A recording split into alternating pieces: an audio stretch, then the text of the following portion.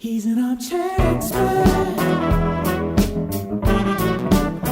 He's an armchair expert. He's an armchair expert. Welcome to the Christmas episode of Armchair Expert. Our third. Joined, of course, by the Maximum Mouse, Monica Padman.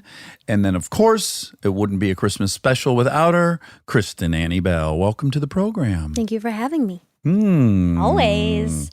Kristen, we haven't had you on this year. Yeah. Well, you guys have been booked solid from what I've seen on the family calendar. Yeah, you haven't had to bail us out yet this year, which is lucky for us. It has been one of the major joys of my year to watch you two come home so excited about the people that you weren't even reaching out to anymore, Monica, that we're just reaching out to you guys. Some heavy hitters. Big time. You guys had some amazing people on this year, and to see the two most important people in my life see not only their dreams realized, especially for both of you who I know are like hard worker is part of your core values, to see you manifested it. It was a part of this year that I will look back upon fondly amidst a year where it was kind of a garbage fire. But Yeah, tell me seeing about what it. you two have accomplished and put out into the world as a mama has made me so very proud. Thank you. Well, certainly, I think I speak for both of us, exceeded any wish I had for the podcast this year. Well, yeah, I think it was a good lesson because before this year, we were pretty adamant about never doing a remote interview. Yeah. People had asked if we would. We said no. But we learned that we should just be flexible because we've done remote interviews all year and they've been some of our favorites. Yeah. It was a learning curve, but I think we kind of got there, working out like when people can talk and when you can talk, the whole Zoom of it all.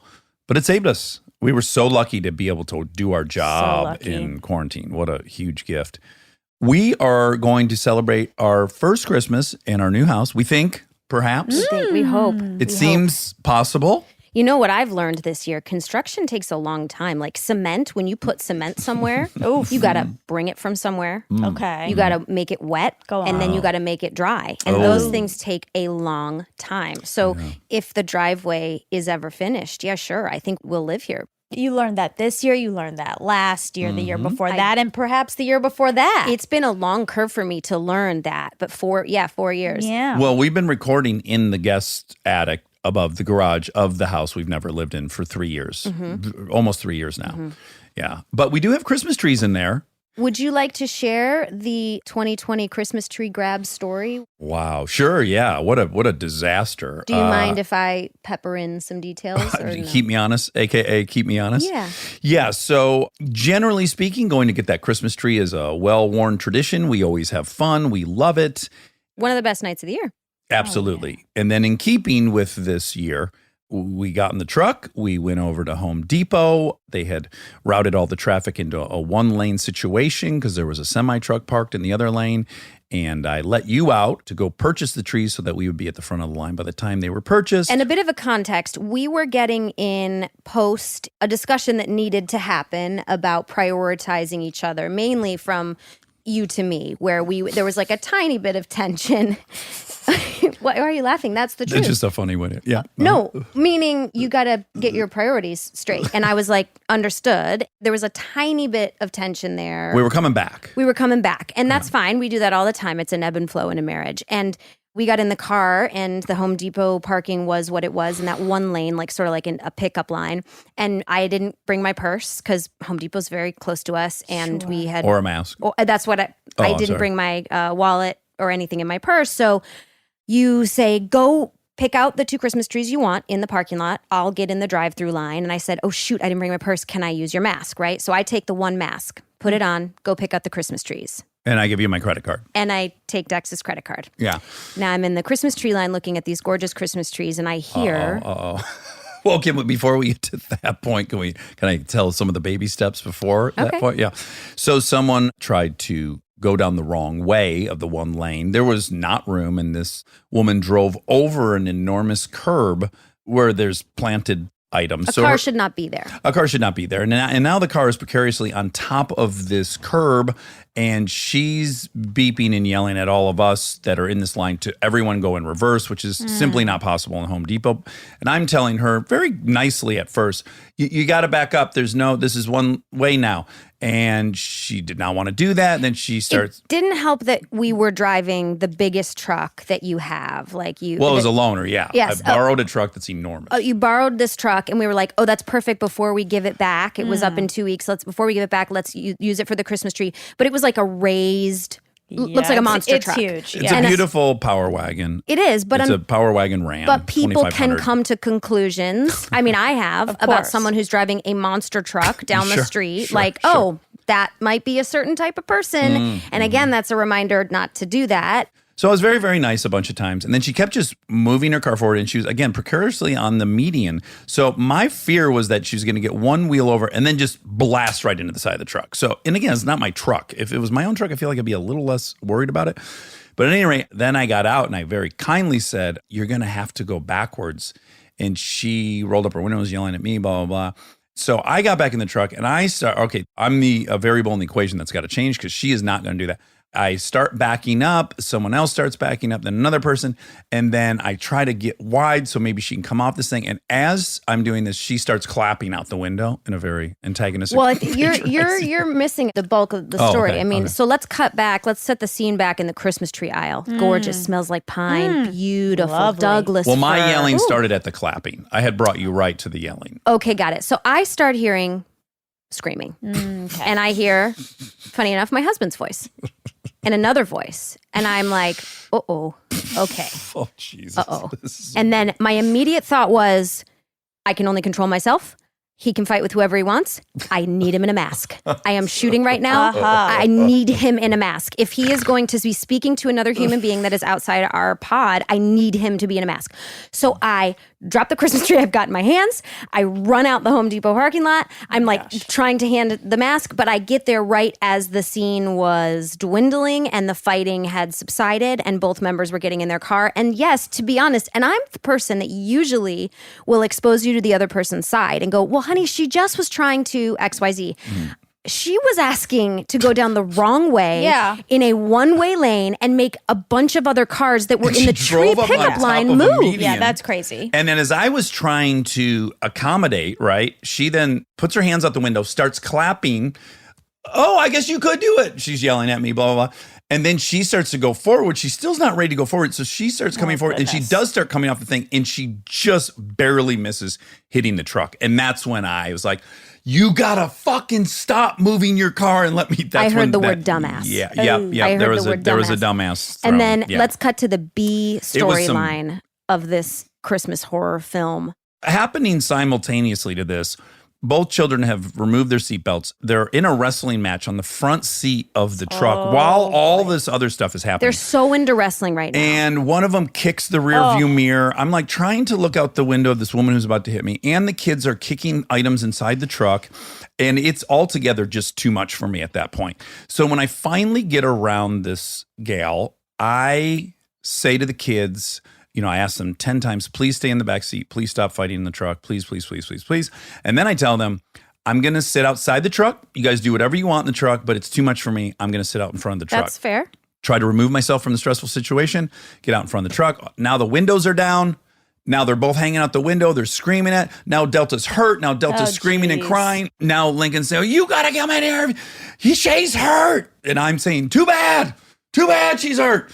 Well, one of the kids opens the door into another car. And I'm like, oh my God, they just dented a car.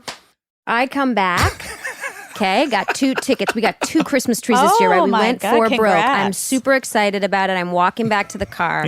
I see my husband, hot-faced, trying to calm down, which is what you should have done outside the car. I was nervous for everyone inside the truck Yes. if I stayed inside. The girls are banging on the windows, Honking the horn. They honk the horn. screaming, crying. When they get mad at me and they scream, I hate you, Mom, they run to their bedroom, right? But they don't understand that adults need to do that too. That privacy is really important when you're feeling heated.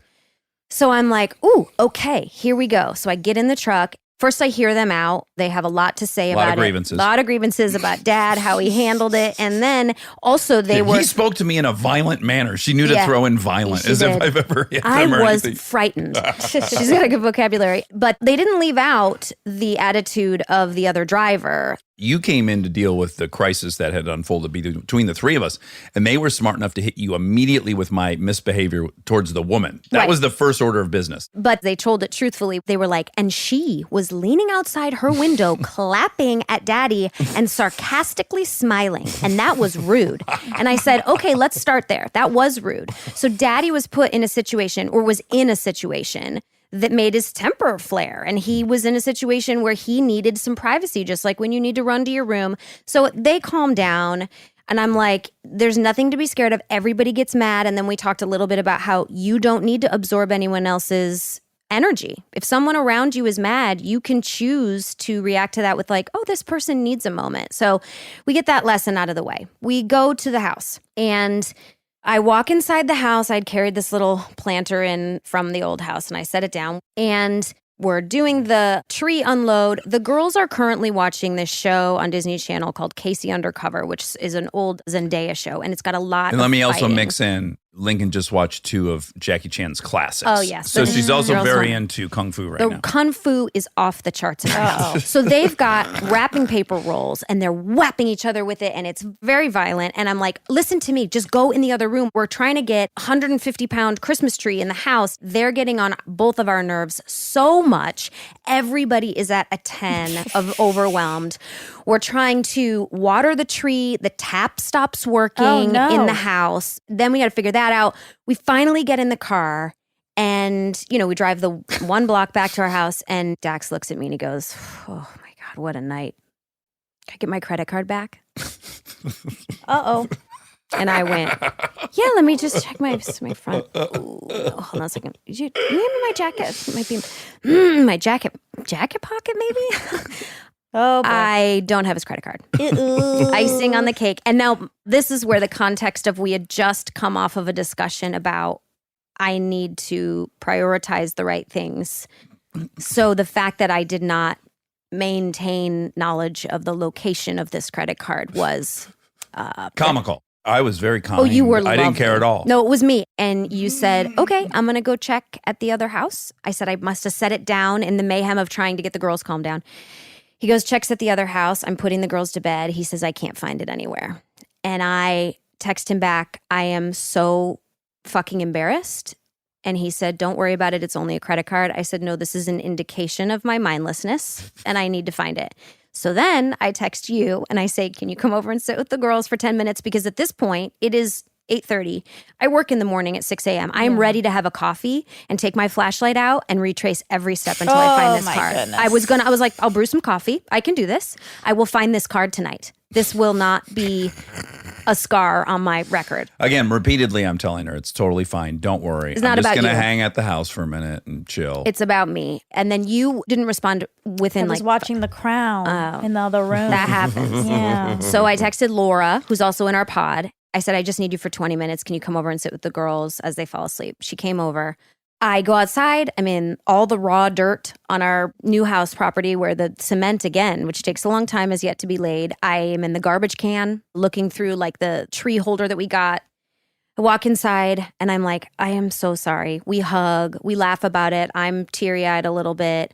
As I'm walking out, I look at the planter that I brought on the original trip, and sitting right next to the planter is the Oh, credit card. So good. I had found it. I said, in retrospect, what a perfect 2020 Christmas tree grab.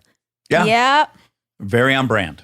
Very on Very brand. on brand 2020. Delivered right to the end. Wowie. Wow. It was a very stressful evening. I talked with the girls. I was like, even though tonight felt scary and stressful, and we were all crying at one point, and we were all sort of yelling at one point, we still have to maintain how grateful we are. Because, like, LA has a big homeless population. I said, do you think if you went to any of those homeless people that live right near our house and said, hey, you can have this house and these opportunities for work and this loving family, you just got to deal with one stressful Christmas tree night? Of course they'd say yes. So let's still maintain how grateful we are. And now we look at it and we can smile, but it was Well, rough.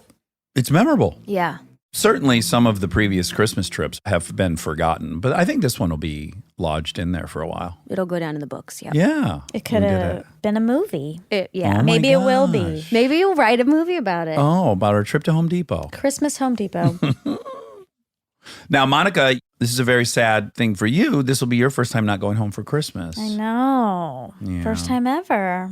It's sad. It is sad. I was really nervous to tell my parents Mm-hmm. that I decided I don't think it's appropriate to fly right now. Mm-hmm. I called them and I was just chatting. And then in the middle, my mom said, "You're not coming home for Christmas, right?"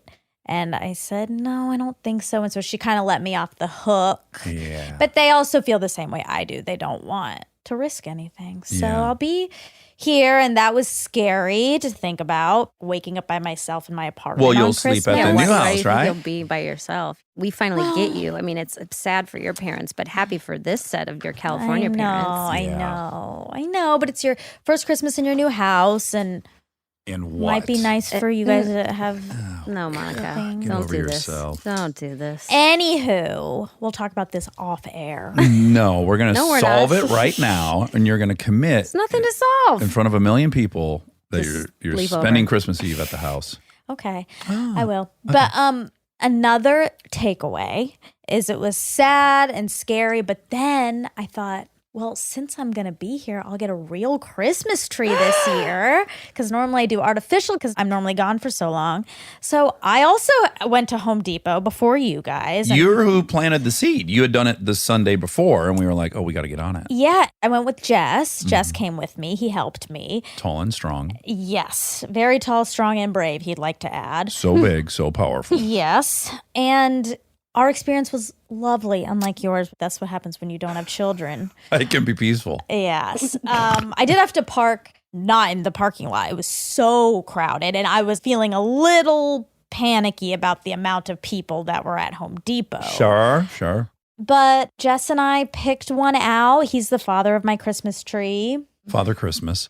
And And it's a beautiful. very cute boy helped put the tree on top of my car, and we were both very excited about that. Mm. And it was lovely. And then he helped me put it up and put the lights on, and it was special. It was something I wouldn't have normally been able to experience. But it was, again, indicative of this year. And hopefully it was a starter experience, because hopefully next Christmas you'll be at your house. God, I hope so. Yeah. I really hope so. I'm going to get 2 trees. Yeah. Get 3. I'm going to get 6 trees. One for every room. I can't wait.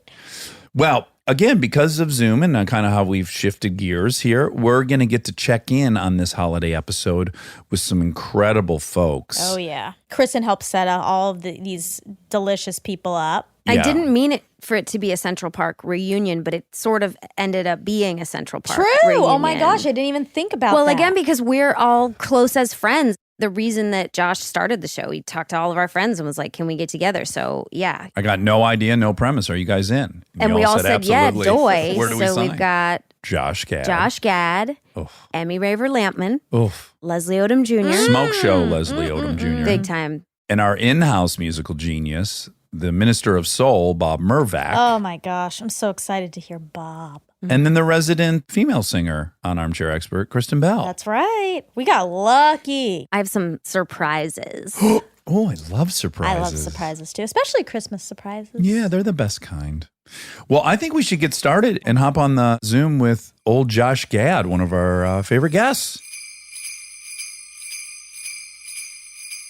Joshy Gad, first of all, thank you so much for being a part of our Christmas special. Of course. I've told you many times, one of my very top guests we've ever had. What a blast we had. Would you agree? Yes. I would agree that I was one of your best guests. Yeah. But I would say that no matter what, so I don't know. Sample size is small for me. Well, then I think it's unanimous. Yeah, it was unanimous in the Gad household that this was the best one that you've ever done that we've listened to. Now, can I just ask you for some color commentary? You're Jewish. Orange. Red. What? You're Jewish, to my understanding? Yes, to the best of both of our understanding, I was born a Jew.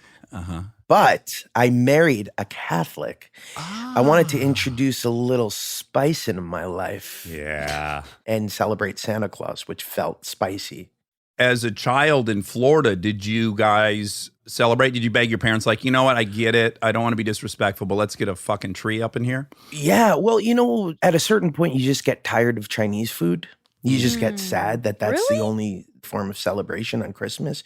You see other kids in the neighborhood with Christmas trees, and you're having General Tso's, and you're like, this doesn't feel like a Christmas meal. This feels very specific. But listen, watch this memory. As I recall, when you had your dream eat day, Exactly. General Tso's was on there. I was thinking that. Well, very good memory. Also great show notes. Yeah, we have a list. We have the transcript in front of us. Yeah, and I do love General Tso's, but Christmas doesn't feel like a General Tso's night. Feels like a night of like brisket and like, Christmassy foods. I also really just missed not having a Christmas tree. I love the spirit of Christmas. I'm a very Christmassy guy. Like my general disposition is one of like, I could be Kris Kringle if I was slightly heavier and had a whiter beard. If I had to recast a remake of Elf, I would absolutely cast you. You'd be my first stop. If I was the director and I had a dream casting choice for a reboot of Elf, you'd be it. What do you guys think about that? 100%. That's very sweet. I feel like Will Ferrell's not going to like this episode, but it's okay. I feel like He only maybe he likes doesn't. Maybe he only his. listens to his episodes Exactly. of Armchair. Well, there's that. And then, of course, do you watch on Netflix the movies that made us, those little documentaries? Oh, my God. I love that series so much. Well, there's one I was watching while I was lifting weights and beautifying my body this morning about Elf. They've done one on Elf. Have they? I haven't seen it yet. Okay, and then what you realize is like, oh, wow, that was 17 years ago. That was 2003. It was, and the movie holds up so well. You know what else I just showed my kids, which I forgot is slightly inappropriate, but I showed them Christmas Vacation. Oh, it's the very best Christmas movie. I think household. it is. Wait, I how think is that that and Die Hard are inappropriate? the best Christmas movies of all time. Well, there's inappropriate parts, like just language, and the part where he's daydreaming about her getting naked and jumping into a swimming pool Yeah. raised a lot of questions for my daughters. Oh, I thought you were going to say Uncle Eddie's very pronounced package in the grocery store when they're buying Yeah, dog that's also food. another one. He's got a foot of schlong in those tight pants. Oh, yeah. Yeah. Oh, good old Randy Quaid Schlong. We watch it with our kids without any ethical issues, for better or worse. But I am always waiting for one of them to bullseye that enormous schlong. Like, it's an eye catcher. It is. It is. They actually keep asking me to show them now Vacation and European Vacation, and I feel like that I shouldn't do yet, right? Like that would be a no. What age were you when you saw Vacation? You had to be very young. I was younger than them, but my Right. parents were assholes. Well, hold on, though. Look at you. You're a family man. You're a good human being. You're wealthy. Heaven forbid they follow you in your footsteps. Well, that's true. Yeah. That's true. There is a generational disconnect, and I think it's because we didn't have these things readily available to us in the same way that our kids do now. So there's a lot more like decision making that goes in because we know that everything's at their disposal. But when we were growing up, didn't you guys feel like our parents weren't very they would take you to Blockbuster and they would basically wait for you to pick whatever you picked. And there wasn't much in the way of like vetting what you were at least my parents didn't. They were just like, yeah, go take whatever you want to watch. What is it? Oh, Godfather trilogy? Great. Oh, Alien? Great. This is great for a 6-year-old. Well, if I can just say, and I know for context, I know Dax is actually going to use this as a pro for his argument, but his argument is coming from a man who was taken to see Scarface in the movie theaters at 5 years old. Yes. That chainsaw scene is so memorable when you're 5 years Yeah, old. no, it would be. It would be. My brother and I got to go to Blockbuster. We rented exclusively 80s gang films. And I mean like street gangs, like guys fighting with chains and shovels, Yeah, you did. guys dragging guys behind motorcycles. And yeah, my dad did not seem to care at all about that.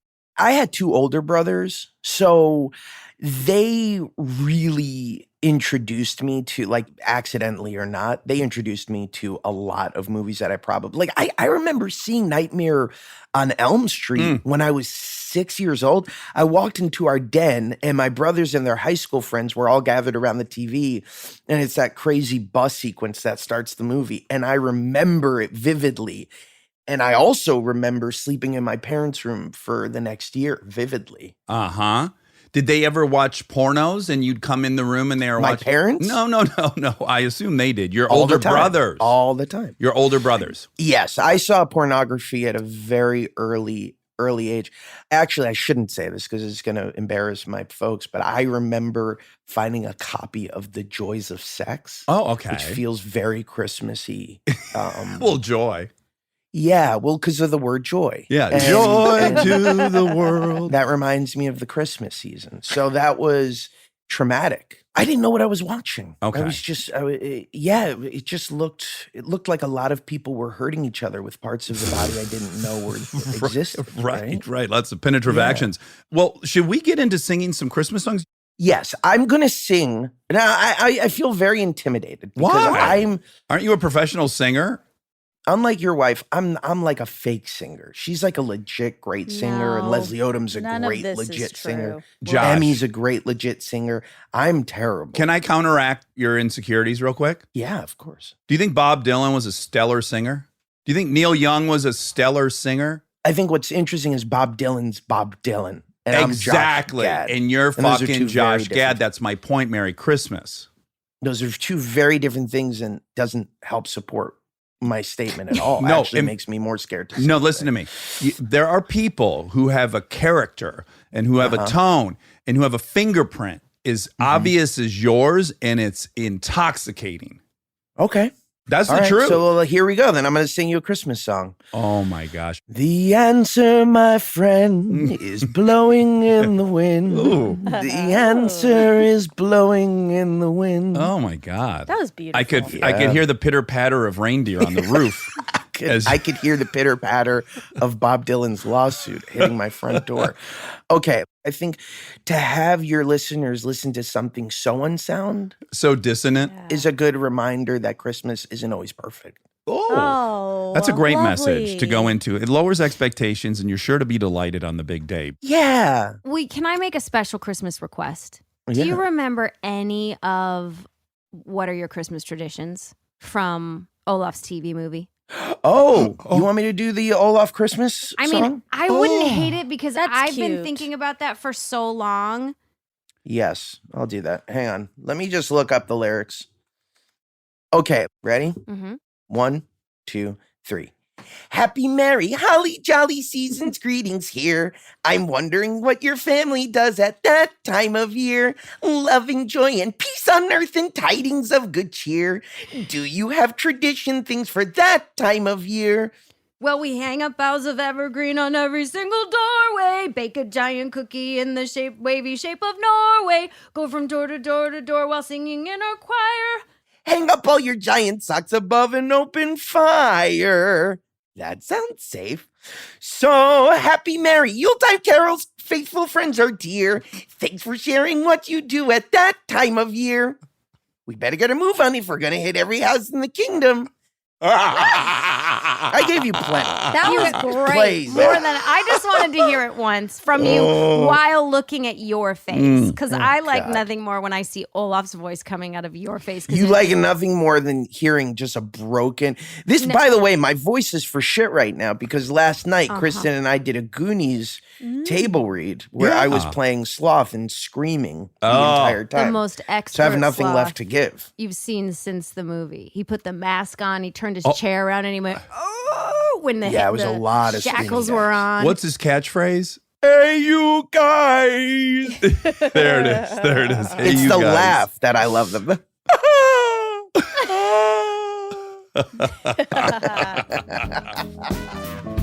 Stay tuned for more Armchair Expert, if you dare.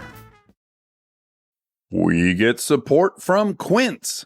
So we've been talking about Quince a lot lately, and as we head into fall, it's the perfect time to reset your wardrobe with their amazing pieces. I think it's so fun to do when the seasons turn over to just spruce up your wardrobe with a couple specials, and Quince is the place. Totally. We're talking organic cotton, Mongolian cashmere, tailored chinos from just $60. Premium fit and quality you'd expect from a luxury brand designer. I love Quince. You know, I like it understated and subtle, and I like stuff that has high quality. And Quince checks all those boxes. I love a lot of stuff from Quince. Honestly, they have incredible premium denim, which is very important for fall. It's pretty much all I wear in the fall is denim. And Quince has such a good selection of quality denim. Their stuff is so versatile, timeless, and built to last that you just grab every single day without thinking. Right. And all of that for 50 to 80% less than similar brands. They go direct to ethical factories, cut out the middlemen, so you get all that quality without overpaying for it. We love that. And they do way more than clothes. They have bedding, cookware, bath essentials, travel must-haves, same deal, and great quality. Upgrade your everyday. Download the Quince app for app-exclusive offers or go to quince.com/Dax. Get free shipping on your order and 365-day returns. Now available in Canada and the UK too. That's QUINCE.com/Dax. We get support from Apple Gift Card. Back to school is here, and for many, that means some big life transitions. Whether they are heading into a new grade or setting up a dorm for the first time, you want to give them something that actually supports their growth and success. Apple Gift Card is a versatile solution because it takes the guesswork out of gifting. It's not just about a new pair of AirPods for focus. It's about giving them the invaluable chance to choose the digital tools and subscriptions that suit their unique journey. They can use it for productivity apps on the App Store, movie nights on Apple TV, or extra iCloud storage for all those new memories. With Apple Gift Card, it's so empowering to give the students their freedom to allocate their own resources. Celebrate their new academic chapter. Visit applegiftcard.apple.com to celebrate their milestones and gift one today.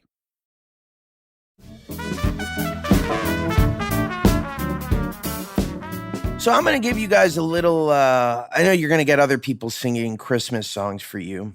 I'm not going to do that. I'm actually going to spice things up and give you a little Hanukkah, Oh Hanukkah. This is a song I grew up with. Sing along if you know it. And here we go. 5, 6, 7, 8. Hanukkah, oh Hanukkah, let's light the menorah. Let's have a party, we'll all dance a hora. Gather round the table, we'll give you a treat. A dreidel to play with and latkes to eat. And while we are playing, the candles are burning low. One for each night, they shed a sweet light to remind us of days long ago. One for each night, they shed a sweet light to remind us of days long ago. Yeah! Hanukkah, oh Hanukkah, let's light the menorah. Let's have a party, we'll all dance a hora. Gather round the table, we'll give you a treat. Dreidel to play with and latkes to eat. And while we are playing, the candles are burning low. Yeah, one for each night, they shed a sweet light to remind us of days long ago. One for each night, they shed a sweet light to remind us of days long ago. Oh, wow. It's a sinister song, would you agree? I mean, it scares the shit out of me. Those candles are getting low. My interpretation of it certainly would give you that impression. I just imagine a really sweet Jewish family with 3 or 4 children on the ground just kind of shivering and scared. Well, Yeah, that's it's the story. usually sung by children, which makes it, I think, less volatile. Okay. And when I sang it, I think it sounded much more hostile than it was intended. Well, I imagine like Pantera playing that or something. Yes. Yeah. Yes. Christmas Pantera. Yes, that feels right. That feels right. And like, I didn't mean to give your younger listeners, because I know you have many children who listen to your show. Well, we have a contract with a Exclusively. national daycare center. That song's gonna be stuck in my head all day, but not with the lyrics. It's gonna be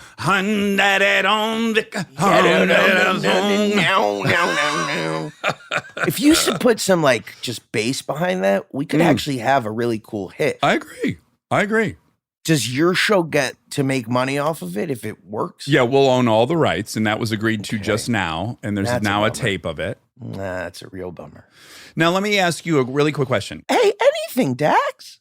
I'm so grateful you joined us. What are your holiday plans? Well, We're thinking about spending some time in the house. Oh, Haven't had an opportunity to really all just sit in the house and think about life, and we're be together. gather around the couch, which is something we've only done for the last 122 days. I joke, but we're actually thinking about taking a safe trip to Utah and staying at a friend's house out there in our pod, and maybe letting the kids play in some snow, because it has been a bit of a cyclical year, and we want to just give them a little bit of a change. We're thinking about that. I also have to leave for London soon, so I want to do like one last hurrah. Well, if you don't have cabin fever at this point, then I think that would be a signal that you're agoraphobic.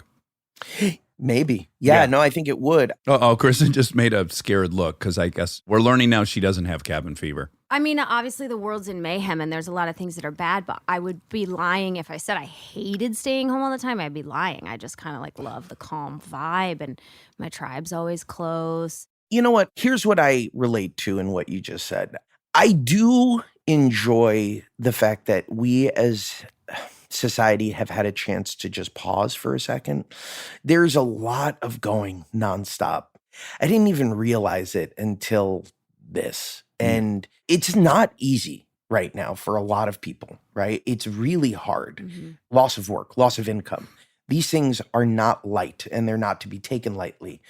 The one silver lining, though, is maybe when we come out of this on the other end, it's a reminder that there is a beauty to the stillness. There is a joy in just being, right? In just sitting, in just embracing family, and just like having that sort of 1950s nuclear kind of family closeness where you can watch a movie together, where you can just sit and be together and play games together. It's something that I've taken for granted. Maybe it was just me, but that's been the one silver lining I've gotten out of this. I concur. I think very much we will look back on this year that's challenging right now as like this amazing gift for the family. Yeah. Yeah. Or the complete destruction of the family. I think it goes one of both ways. Yeah, no. There's also a possibility that my kids kill me in my sleep because they found my vulnerabilities and weaknesses because we've spent too much time together. Well, Joshy, we love you. Merry Christmas. And happy Hanukkah. Happy Christmas, Hanukkah. Happy Hanukkah. Happy Kwanzaa. I love you guys so much, and I'm so grateful that you asked me to share this celebration with you. I can't wait to see the residuals on the Oh Hanukkah take that I did today.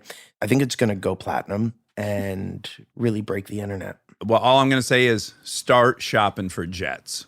Yeah. Okay? It feels like something that would come out of a Hanukkah I think it's song. going to be a lot bigger than any of the Frozen stuff. I do too. Yeah. I do too. And if the Frozen stuff didn't get me a jet, a Hanukkah armchair cover is certain to. Yeah. It's just math, Josh. It's just Christmas math. That's simple arithmetic, buddy. Well, we love you to pieces. I and love you guys. Have a wonderful holiday with your family and a happy Thank new you. year. Happy New Year. Be Bye. safe. Love you. Bye, guys. sweetie pie. Well, that was special. Now, we're very lucky, and we like to recognize it often. I hope it doesn't get annoying or sound like false humility, but we've been really lucky in this whole year of quarantine because we have jobs that we're able to do and still get fulfilled. Mama, you even launched your own CBD line. I did. I've been working on it for 2 years, and then right when the pandemic hit, we were like, can we still do it? And we did. It's called Happy Dance. Nobody needs it more than That's now. what It's I never been said. more needed. That's what I said. I was like, we can't stop now. It doesn't matter. So we launched it a couple months ago, and it is very high quality, full spectrum CBD. And we have 3 products: a body lotion, an oil, which is coconut oil, and CBD, which I use to take my makeup off. Weirdly enough, I've been loving it. Do you take your makeup off with oil? Like your eye makeup? I don't. I should. I remember when I was little, my mom used to take it off with like Johnson & Johnson's Baby oil. Yes. And it occurred to me that I've just been using things that were labeled eye makeup remover, which there's nothing bad about that. But Happy Dance was about, doing something really good with CBD, which I now depend on. I love it. And I was like, why can't I just take it off with this coconut oil? And I love that. Oh my god. And I've been using it to get some stains off of my penis, the oil. The stains? Yeah. You I have got to rub the stains off my penis. oh. And then I use the coconut oil. Okay. Where did the stains come Yeah, from? your chonies or I was making a euphemism for masturbating with your coconut oil. Oh my god. That's what people say. No, I made it up just now. Oh, wow. That's why. Yeah. Okay. We'll Didn't keep- ring Yeah, I a rub bell. out a lot Didn't of ring a stains on my. Christmas. Okay, fair enough. Fair enough. Well, yeah, they're wonderful, and Happy Dance has been so much fun, and I've really enjoyed it. We also have a bath bomb, which I think is very apropos for 2020 if you need to detox in the So- bathtub. Also, Happy Dance gives a percentage Oh yeah, to Susan Burton's Susan Burton, foundation. who you guys had on, and she runs an organization called A New Way of Life, which is amazing. I hosted their gala this year, and I'm so impressed with her. I read her book, and she lives in downtown LA, and she was in and out of prison. And at one point, she was like, I got to get sober. She did. And she said, why aren't these resources available for the people in my community? And she just started picking up women. That were getting let out of prison. Yes, and saying, do you want to live with me? You want to get your life back on track? Cut to it works, and she's got 10 houses full of women, I think, now. Wow. She's got about 200 women under her wing, and it's helping with job training and all the things that are askew when you are formerly incarcerated, and she helps them get their kids back. So every endeavor, I feel like, needs to have a purpose more than just something fun. So we are giving 1% of all of our profits to her, and that's kind of why I really want Happy Dance to succeed and be big so that she can be Yeah. sort of funded forever. That was one of our most powerful episodes this year, I think, for me. I've never felt like more of a piece of shit, which is always like my highest praise I can give. I was like, I'm doing nothing in life. I Look how know. generous this woman is and how effective she is. I don't want to sully this beautiful moment, but if you guys were to come out with a masturbation cream, do you think you could call it Happy Pants? It's not a bad idea. Absolutely. It's not, right? Yeah. Okay. Happy Pants. Okay. Do a happy dance in your pants Yes. with this cream. Speaking of someone who makes me do a very happy dance in my pants, Leslie Odom. Leslie Odom What a- Jr., baby. what- Leslie Odom what? Jr. What an What a attractive human A being. specimen, yeah. Yeah, Big yeah, time. Yeah, Big yeah, time. Yeah. Let's check in with this babe. Oh, Look at you. Look at this Looking guy. sharp. Armchair expert. He's an armchair expert. Oh, my Wow. God. Wow. Out the gate. Yes, Bob Mervak's going to be so happy to hear his song go through your pipes. You guys look perfect. Well, you have a new hairdo since we spoke with you last. Yes, it got so long that I had to start doing things with it. Ooh. It looks Well, very nice. I like what does. you've done with it.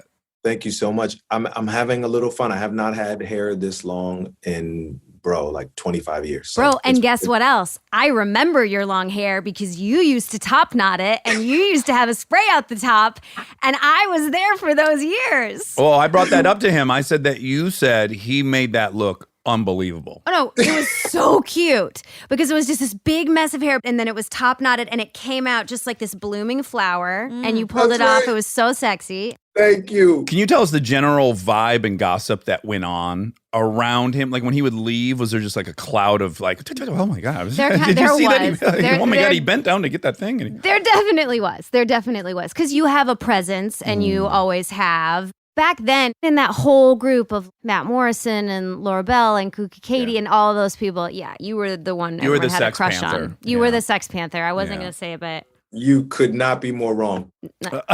I detailed this on the last show, but you were the first person that I knew that like became famous. And it wasn't surprising in any way. It's just like, when you're the person that gets plucked from the heat, you're just like, oh my God, it's her. I just felt like you went from next to us to superstardom in the blink of an eye. But you never changed. Whenever I would see you, always so gracious still. Whenever I would find my way into one of those Hollywood parties that you were in the center of, you were always so sweet. And, it didn't change you, but it changed us. You know what I mean? It was so cool to watch you rise to the top. I mean, I just remember feeling so scorned when they finally put out that Hairspray casting list. And I'm like, wait a minute, neither Leslie or I are going to be in this show.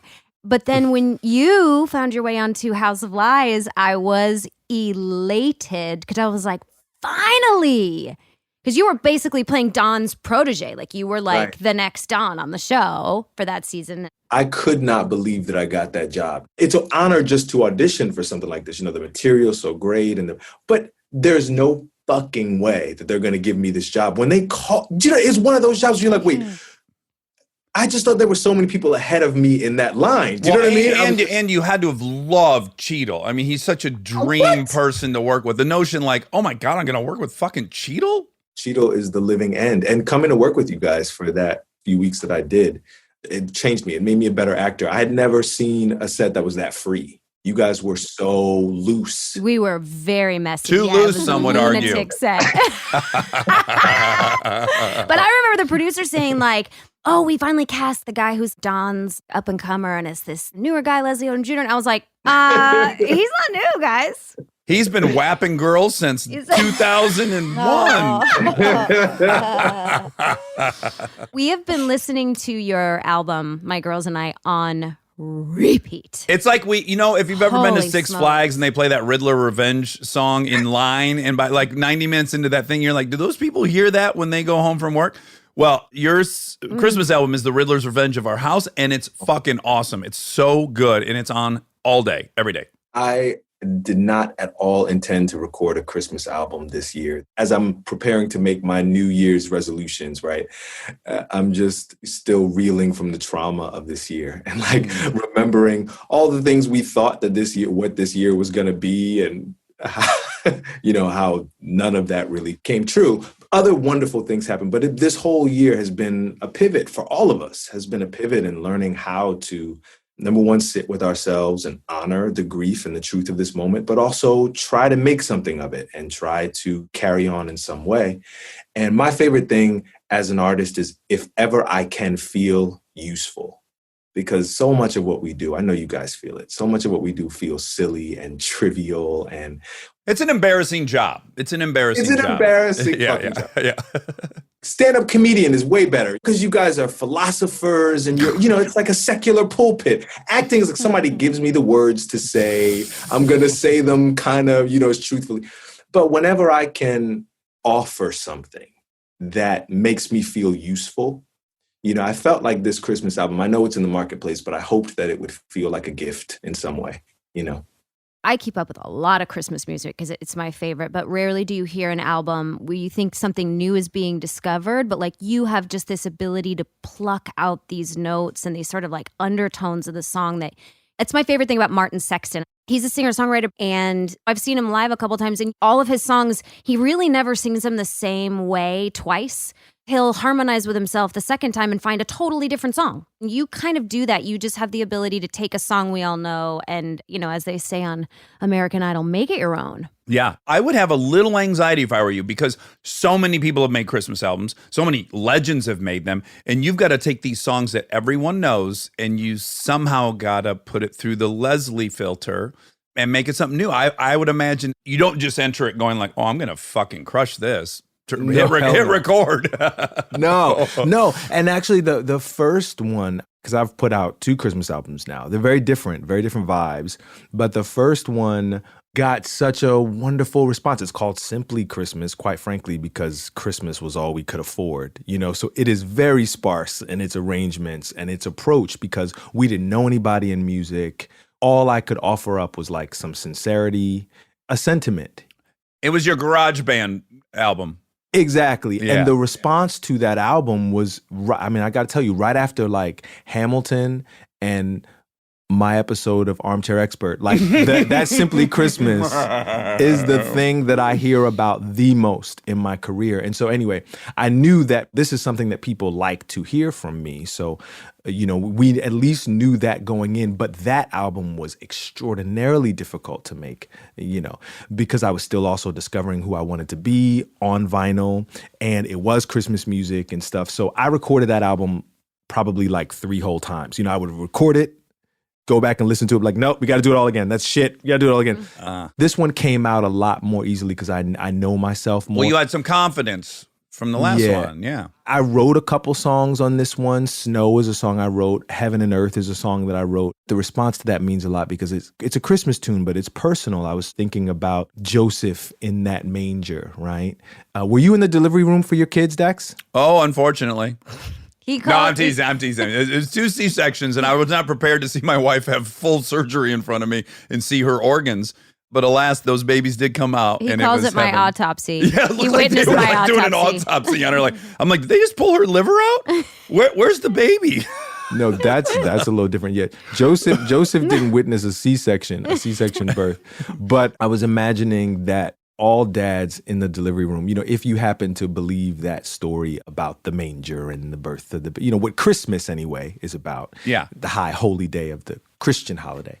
If you happen to believe that all dads feel like Joseph, a little helpless, we're witnessing a miracle, but there's really nothing we can do. Oh, we're not doing shit. And they're like almost dying in front of you. 100, they have to face their death. They have to face their fucking death in order to bring life into the world. It is extraordinary and humbling. Anyway, so I wrote a song about it. Oh, that's awesome. Yeah, it's like watching people carry a couch up a stairwell, and you're just like at the bottom. Like, okay, I'm going to sit in this couch when it gets up there, but I'm going to do nothing to get it up there. It is exactly like that. It is exactly like It changed my life and gave me a deeper respect for my wife, but also womankind. And it's crazy. We don't have an equivalent. Men do not have, and there's nothing we have to face our death to do. I keep jumping off motorcycles in an attempt. Right. Sorry, I'm drinking olive oil straight because I'm prepping for a colonoscopy. Hope you're getting them. So I can't eat today. So I'm drinking raw olive oil and I lost my voice. He has a mug full of olive oil in front of him right now, and he just took a big swig, and that's why he's too slippery to even speak to you. He's all lubed up Yeah. on the inside. You could put a camera down there, no problem. I got to do that with Chad, right? Yeah, we got to Yeah. kind of lower the age of that. I'm not 40, but I mean, Chad was barely older than I. Yeah, like if you're in a position to get it, then I think why not? Other than it's miserable prepping, but other than I that. offered to give it to him. I said, I got a very small GoPro. I had bought a ton of olive oil in anticipation for his request. He said, no, I'm going to go to something called a licensed physician, I guess. I mean, the DIY approach does appeal to me, but probably in more of a sexual setting Sure. than Yeah. a medical setting. I get that. Yeah, sure. But I don't, and look, I'm down for anything wild, but I do not allow cameras in the bedroom. So we're at an impasse. That's right. I got You it. know? So yeah, you said I will use the GoPro, but it's not going to be in the bedroom. It cannot be, no. It has to be public. Yeah. It has to be in the living room. The Yes. children watching. I got it. So, Leslie, what song are you going to sing for us? I Yo. couldn't be more excited to hear you sing. I'm going to sing. Let me make sure. This is my band in the new world. So let me just make sure these guys are ready to go. Guys, are you ready? Oh, wow. 1 second. I'm going to find my holiday backing tracks. Here they go. Okay, I'm ready to go when you are. Oh, we're ready. We're ready. Well, let me unbutton my pants. And then Okay, we'll be ready. I know you're all lubed up on the inside. Okay, so I was so excited to do this one on the album. I hope that this one feels like, while the first one is like sentimental and honest and all that stuff, it's a little moody. This album, I hope that people can hear the joy. I wanted this album to feel joyful from the top of it. This song makes me so happy. I hope it makes you guys happy. It's our version of Last Christmas. Here we go. Let's go.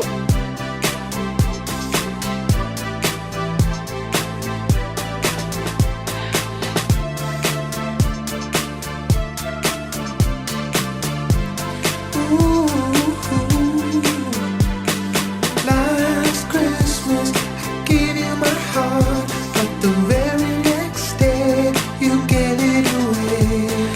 This year, to save me from tears, I'll give it to someone special.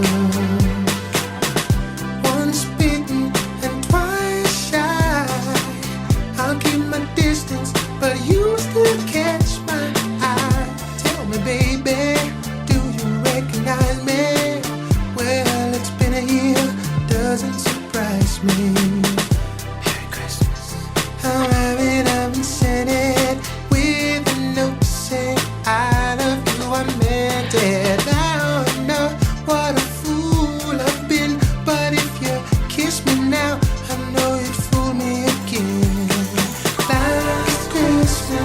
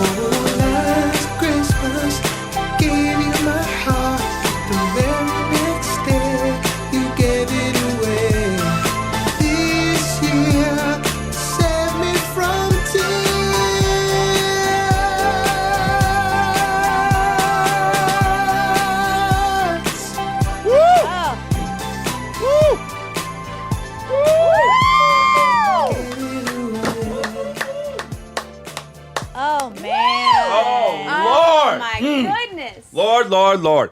We just got the platinum package.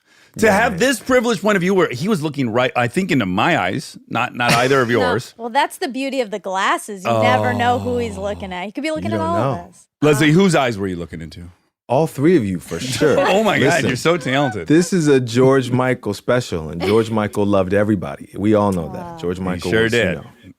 Yeah. That's one of my favorite Christmas songs. Yeah. So good. And then you just go to all these places. Oh, God. I was on fire. The ladies are quiet. We're taking it in. Oh, yeah. Yeah, you're You kind know? of maybe recovering. It was an intimate experience for us. Big time. Intention is so important. Intention is so important. Like, I wanted this album to bring people joy, and I wanted it to feel like a gift. And I can't tell you how, anytime that comes back to me, I'm like, fuck yeah. Like, that's all I wanted. You got me big time. Yeah, delicious. What are you going to do this Christmas? You got big plans? You going to stay in the sunshine? You going to go somewhere with snow? What are you going to do? We're going to stay right here. And then top of the new year, we have a new baby coming in March, a little guy, little boy's coming.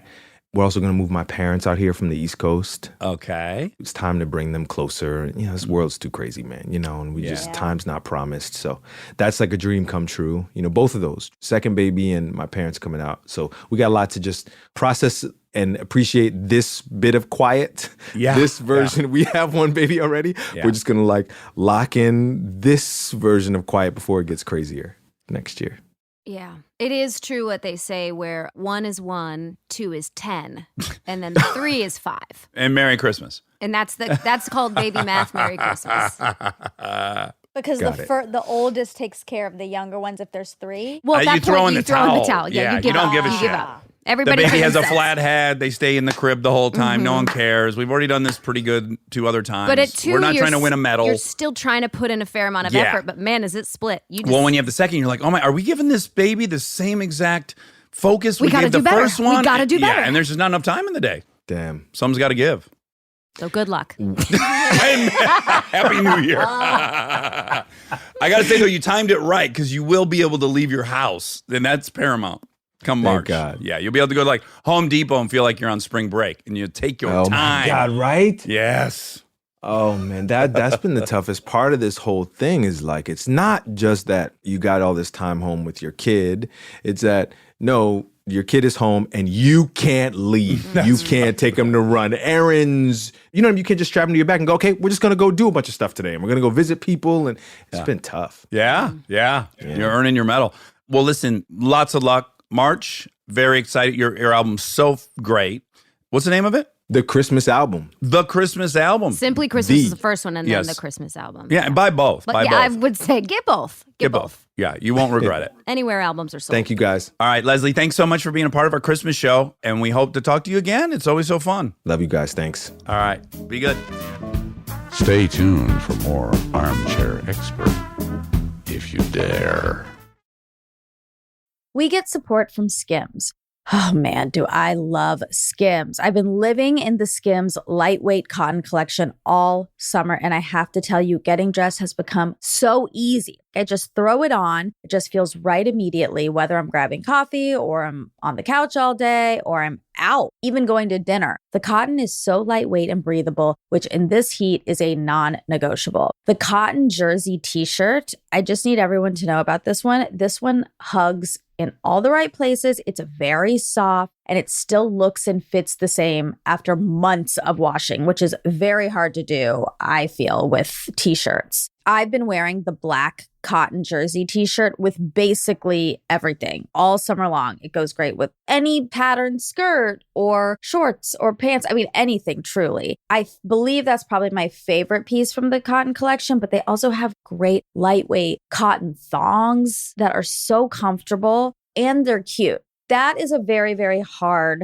mix to achieve, especially with undergarments. I feel if you can find some that are cute, but also comfortable and do the job, that is a win. And Skims has really, really figured that out with the lightweight cotton collection. Shop Skims Cotton and all of my favorite pieces at skims.com. After you place your order, be sure to let them know we sent you. Select podcast in the survey and be sure to select Armchair Expert in the drop-down menu that follows. This podcast is brought to you by Squarespace. We've talked before about Rob building our website on Squarespace, and I bring it up again because it's a perfect example of what they do well. Rob had all the pieces, the content, the vision, the ideas, but he needed something to actually take all that and make it public facing. And Squarespace was that bridge. Maybe you're in the same spot. You've been developing something, a business, a skill set, a body of work, and it's been private. It's been yours, but at some point you're ready to put it out there, and that transition from private to public can feel like a huge leap. Squarespace makes it feel like a step. Beautiful templates, built-in SEO, email campaigns, scheduling, analytics, everything you need to go from I've been working on this to here it is, come find me. All in one place, no code, no stitching together a bunch of different tools. So if you've been sitting on something and waiting for the right moment, this might be it. Head to squarespace.com/DAX for a free trial. And when you're ready to launch, use offer code DAX to save 10% off your first purchase of a website or domain. This episode is supported by Helix. All right, let's talk about something we both really care deeply about, sleep. It's the most important thing. I've had my Helix mattress for years now, and I genuinely think it's one of the best investments you can make for your home. Mine still feels just like it did when I first got it. Well, that's the thing. It's not one of those mattresses that caves in after 6 months. These things are built to last. And, I'm a side sleeper. I ordered a side sleeper, and I get hot, so I have cooling. And I can't tell you how much more comfortable it is to be in there not sweating and tossing and turning. Cooling is really important. I've read that you're supposed to sleep a little bit cold. So I also have cooling. And they have over 20 models, so it's not a one-size-fits-all situation. You just go take their quiz and they match you to what actually works for your body. Plus, they've got cooling upgrades, which heading into summer, non-negotiable. Truly. Go to helixsleep.com/armchair for 20% off. That's helixsleep.com/armchair for 20% off. Make sure you enter our show name after checkout so they know we sent you. helixsleep.com/armchair. Thank you to our presenting sponsor, HP, for supporting this episode. Parent, you've got enough on your back-to-school list right now. Ink cartridges do not need to be on it. They just don't. The HP Smart Tank printer uses a refillable ink tank and comes with up to 3 years of ink included. It's the last printer you'll ever need. To learn more, search HP Smart Tank.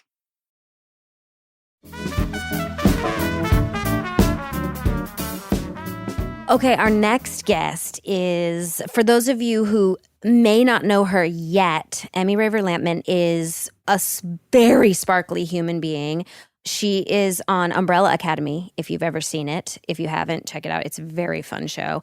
She's also on Central Park now with us, and she was in the second cast of Hamilton. She's got pipes 4 days, and I haven't seen her other than talking on Marco Polo over this whole quarantine, but she's been in Australia, so she's actually getting up very early for us because I think it's like 8 a.m. in Australia, but she's there because she's shooting a really cool movie, which is sort of like her first big movie, which makes me very excited because I just think she's so unbelievably talented, and I'm excited for everyone to know her name. Yay! Emmy! Emmy! Hello. Good morning, girl. Hi. What time is it there? It is 8:16. Where is there? On Christmas morning? I am in the future. I am in Melbourne, Australia. Ooh. Yes. Now, how are you liking Melbourne? I love it. First of all, there's zero COVID. I think we're on day 38 of not a single case. Wow. They've rolled back all the mask restrictions and everything is open, and not everything. I think like bowling alleys and nightclubs and stuff are still closed, but movie theaters are open, restaurants. Yeah. Did you go It's see the wild. Nolan movie that we can't see? I haven't gone yet. I just now am coming up on some free time. Do you still have to wear masks on set? Yeah, we're still getting tested weekly, but only weekly.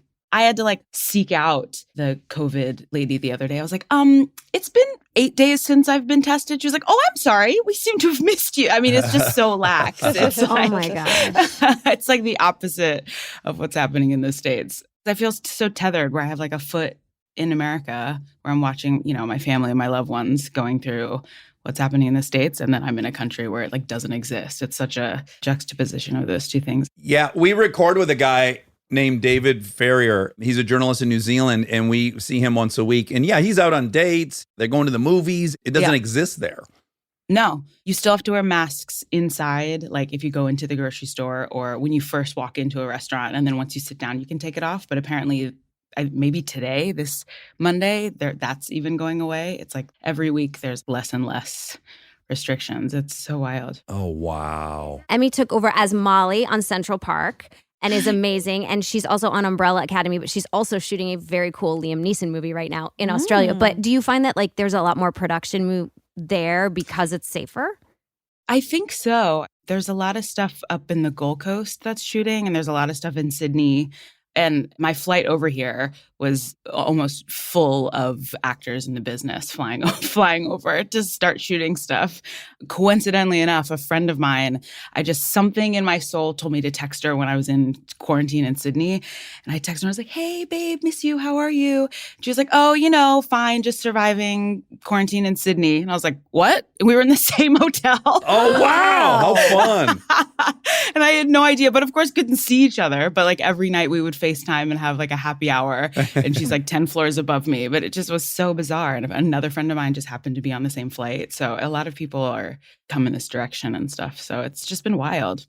Okay, so I know you're not single, but with that said, are you feeling Liam Neeson's rhythm? Because Kristen worked with him and she claims he has extraordinary rhythm.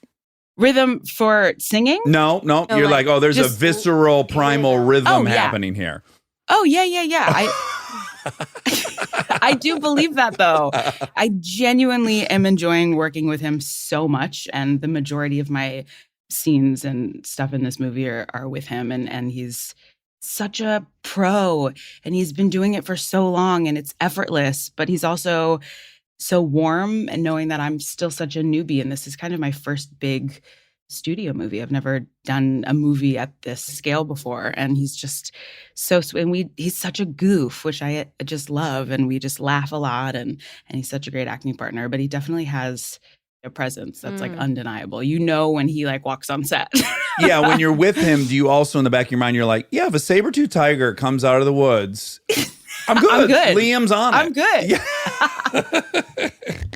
I'm good. I'm not concerned. Yes. Oh, that's wonderful. What kind of what kind of childhood Christmas experience did you have? Were you a big Christmassy household? Do you love this time of year? I am. As you can see, just the three of you, but there is a baby Christmas tree. I see it. It was literally the first thing I bought. I got here, I went to the grocery store, and I walked directly into the Christmas section. I was like, I may be away from home, but I will not be without a very small Christmas tree. And do they do it up in Melbourne? Is there like decorations everywhere? Yeah. Well, you know what's weird, though, is being from the Northern Hemisphere, I've only ever celebrated Christmas in some sort of cold weather. Right. And it's summer. It's turning into summer here. So it's so bizarre being in it's like people are out in shorts and then you go into the grocery store and like Christmas music is playing and I'm just like, what? Yeah. First of all, it's December. When did that happen? And second of all, it's Christmas. I feel like I decided to go to Hawaii for Christmas. I'm just so used to having layers and stuff and hearing Christmas music, especially because I lived in New York for 11 years. So a cold Christmas is what I'm used to. But my mom is a very, very, very big Christmas Christmas queen person. Yeah, Christmas queen, absolute Christmas queen. Same. That rubbed off on me. The second the Halloween candy was all distributed, out came the Christmas boxes. So for Thanksgiving, as the it house should was be already ready. And yeah. Christmas is one day. That's not enough. You have to celebrate for 2 months, I think. Me too. So will you be singing Mecca Kaliki Hi Ha or whatever, however you say this song? Melikaniki Maka. Is the thing you say on a bright Melbourne Christmas day. Every Christmas, we used to go to church on Christmas Eve. And I used to sing Silent Night. Almost my whole childhood, I would go and turn out all the lights and pass out candles and for like the candlelit part of the Christmas service. It's like such a fond memory I have. Were you singing in an official capacity or everyone in the church was singing or you were a part of the choir? I just would go up for a solo. I wasn't a part of the choir. I would sing like 2 verses and then like the congregation would then join. It was kind of like while the flame was getting passed through the whole church. Now, when you're the person that's emanating all that, does that preclude you from getting goosebumps? Or while you're singing it and witnessing that and the chorus comes in, are you not with us or are you with us in that? Oh, totally. Oh, good. For a lot of my live performing, I do go into like a full blackout and I don't remember. Yeah. I think that's kind of my body's way of like fight or flight. I just kind of am in the moment and then I step off stage and I'm like, did that happen? I don't remember. Sure. When I left my parents' house, I was in college and would just come home to visit for Christmas.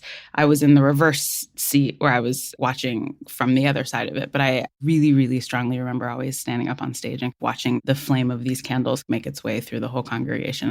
Did anyone ever catch on fire? Because when we did that at my church, I was so nervous. There were so many shaky grandparent hands some people taking can't the be flame, trusted. and I was like, "This is dangerous." Some people can't be trusted. No, 100%. you can't put a. I think people would get a paper tray at the bottom of the Yes, candle. like that's gonna do anything. But then sometimes it doesn't catch the wax. No. So like people would hand it, burn and you're like, themselves with hot wax. And I don't want to be a stickler for science, but the paper tray is an incendiary device. 100%. Yeah. None of it's a good idea. They got a can of gasoline in the corner in case they got to extinguish a fire. And the church is old. The pews are antique. All is set up for disaster. It's a tinder box. It's a Christmas tinder box. Now, what are you going to sing for us? Silent Night. Oh, good. Okay. Here we go. Silent night, holy night, all is calm, all is bright, round yon virgin mother and child, holy infant so tender and mild, sleep in heavenly peace, sleep in heavenly peace. Silent night, holy night, shepherds quake at the sight, glory stream from heaven afar, heavenly hosts sing Alleluia. Christ the Savior is born. Christ the Savior is born. Silent night, holy night, Son of God, oh, the love's pure light, radiant beams from thy holy face, with the dawn of redeeming grace. Jesus, Lord, at thy birth, Jesus, Lord, at thy birth, Jesus, Lord, at thy birth. Oh, my goodness. I'm going to tell you something. I would be happy to be engulfed in flames to hear that live. I would be smiling as I turned to ash. The goosebumps would turn to char. That was incredible. Oh my God, you guys are so kind. I got to bring you guys to every audition and recording session I have. We'll be your hype. We'll be your, Oh, yeah. your fluffers, your hype crew. If we can just follow Party you poppers. around and then like once in a while turn around and like look at us and sing Satisfied or something. And then just like that's our payment. That's our payment. Well, I also suggest that we could stand behind whoever's in charge of hiring you. So you'd be seeing our face, which would be elated. And then Kristen's a musical genius as well. So if she could see that you were about to not hit, and then you just plug the ears of the person, they'd be mad at Kristen, and then unplug when you get back in the sweet spot. So that's also a service we provide. Just some Hamilton songs once and again. That's all we're asking for. Mm-hmm. Okay, a little Hamilton karaoke once in a while. You got it. Well, Emmy, thank you so much for getting up early. I know. Oh my gosh, of course. So Thank nice you for to asking see me to be you. a part of this. I love Christmas so much, and I am going to be alone this Christmas. So this is very nice to just talk about it and see Christmas sweaters, honestly. When are you home? I'm home the first week of January. Oh, so you're doing Christmas there? Yeah. Doing Christmas in Australia. You gonna have some shrimp on the beach? Everybody loves prawns here, and also prawns, not shrimp. Yeah. Oh, sorry. Everybody loves a prawn. Well, may you have a ginormous prawn on the beach December 25th. And wear like a green and red bathing suit, maybe, is what you can do. Yeah, that's a good idea. I got to get shopping. I got to get on it. My Santa suit. Yeah, Santa swimsuit. Oh, well, thank you guys so much for asking me to join you. Yeah. Yay, that was so wonderful. I'm so grateful. And absolutely, anytime. Again, Central Park. Oh, God, yeah. Best cartoon in the biz. Yeah. The best in the biz. Best in the biz. Umbrella Academy, also one of the best in the biz. And what's the name of the Liam Neeson movie? It's called Blacklight. Black Light. Okay, Yeah. that's what they use to expose semen, blood, Seminal fluids. Yes, Yep.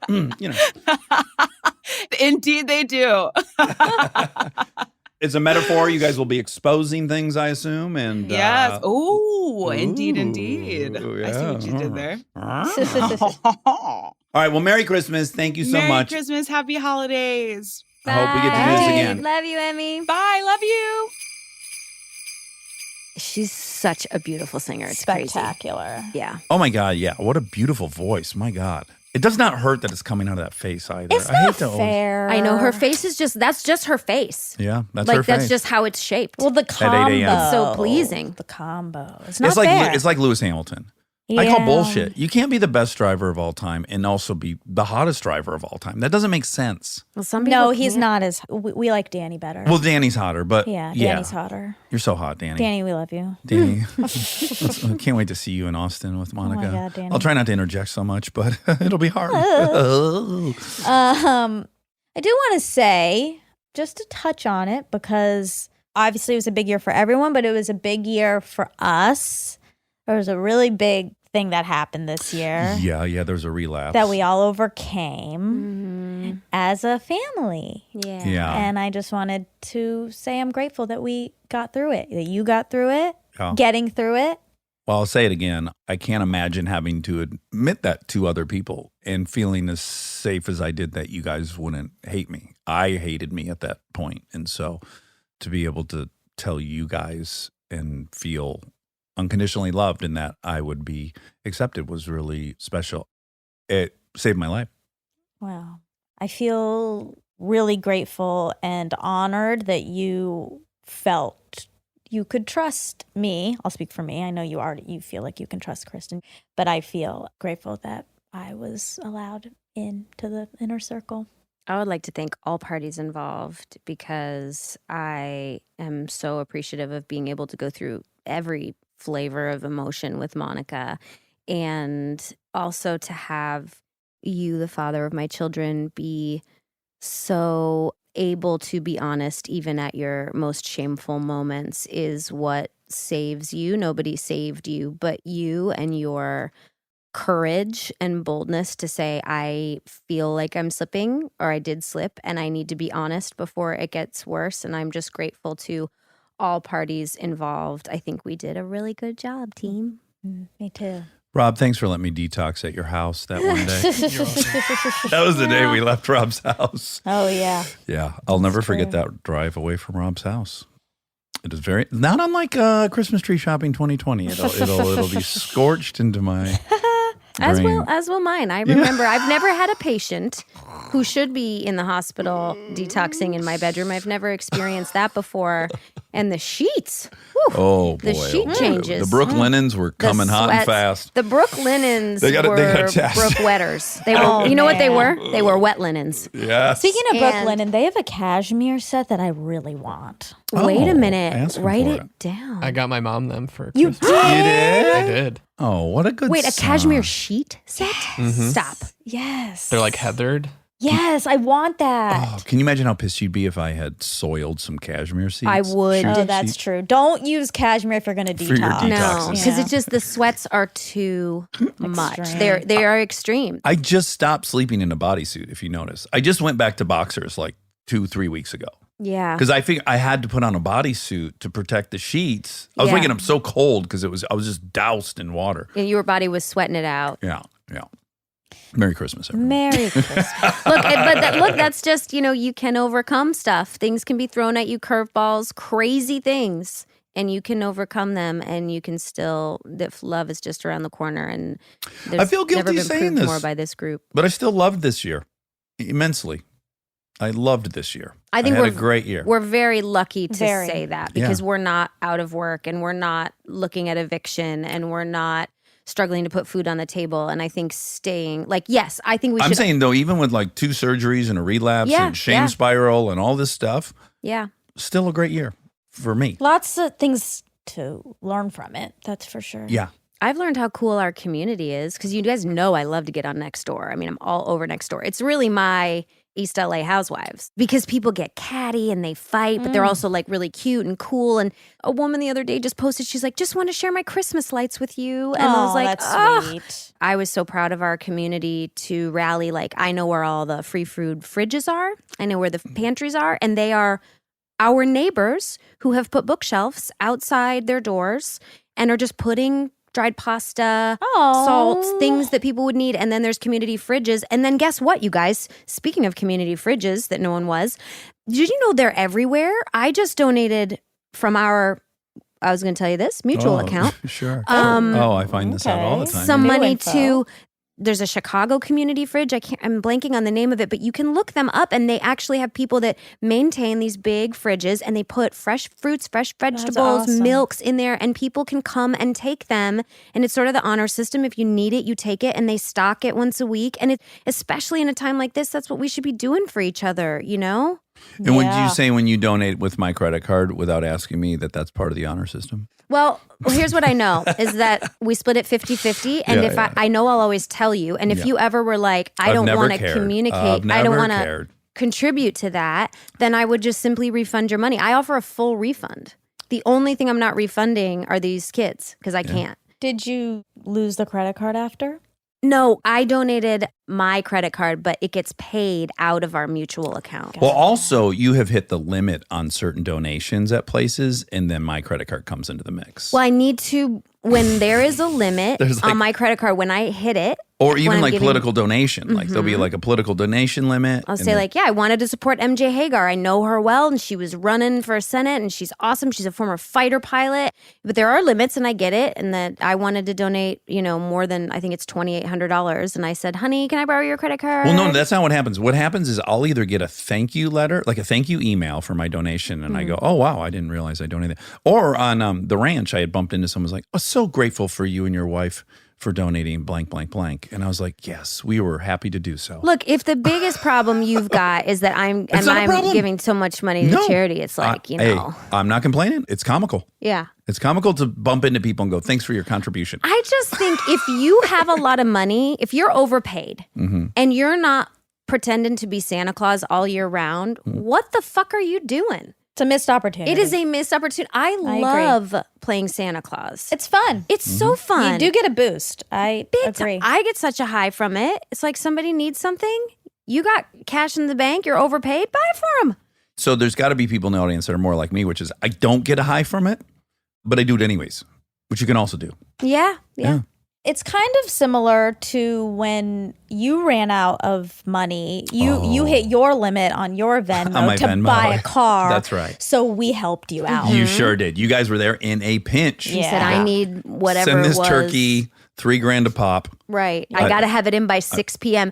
And literally the response from us was, this is for a car, correct? It was like days after a relapse. Right. Oh, right. Yeah, hit this guy up in Eagle Rock. He needs $6,000. Don't worry about it. But it was $8,000 all in for just a beautiful 1980 Fox Body station wagon in immaculate condition. That's now, and you're welcome, Monica. It's adorning your garage. Yeah. Yeah. Like if you Thank brought you. a boy over on a date and you took him down there, he'd be like, damn, girl, you got a fucking mint fox body? What are you charging him for that parking spot? I think it's coming out in the watch with all the question. stuff that was on the porch for like 4 months. So we were storing her treadmill for about 4 months. But to be fair to me, you bought it was me a that gift. present and then did not deliver it to my home. Oh, that's a really good way to look at it. Life is complex. Yeah, It is. That's It a is. solid counterpoint. Well, let's talk to our resident soul expert, Bob Mervak, and have him take us out as he is the one who should. Yeah. Okay. And how long till Bob? 3 minutes? 2 minutes. 2 minutes. Okay, well, listen, I would like to sing a song. It's going to annoy Monica, but I'm going to push Never through. stopped you before. Okay, generally I sing a little bit of the song, but I'd like to try to sing the whole song this year. Is everyone up for that? Yeah. Let's see here. I got my lyrics. Okay.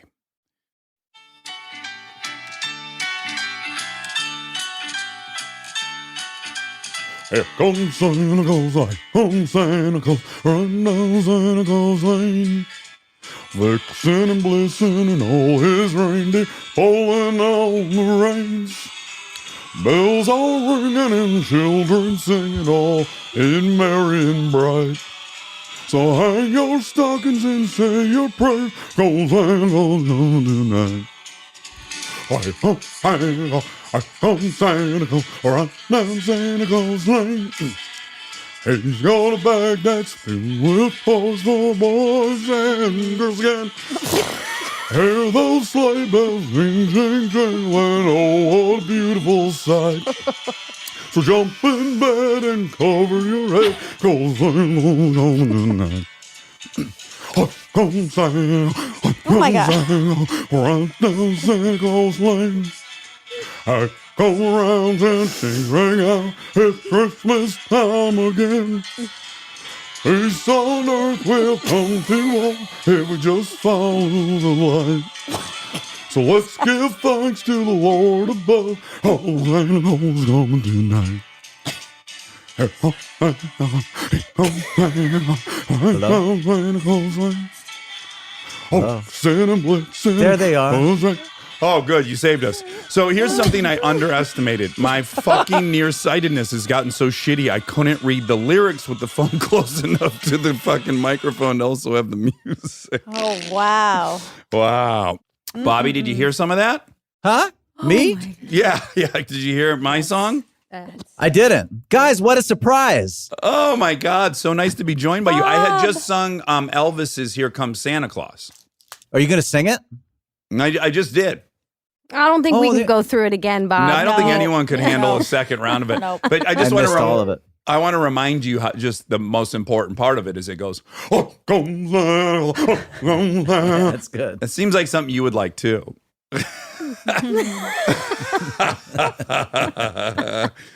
Do you like those Elvis Christmas songs? I adore them. Oh, is there another one? Oh, yeah, no, I guess there's Blue Christmas, right? Yeah, well, he's got a whole Like album. a bunch of them. Oh, blue. He's always about to throw up in the beginning. right. It's kind of right on the edge. Gagging.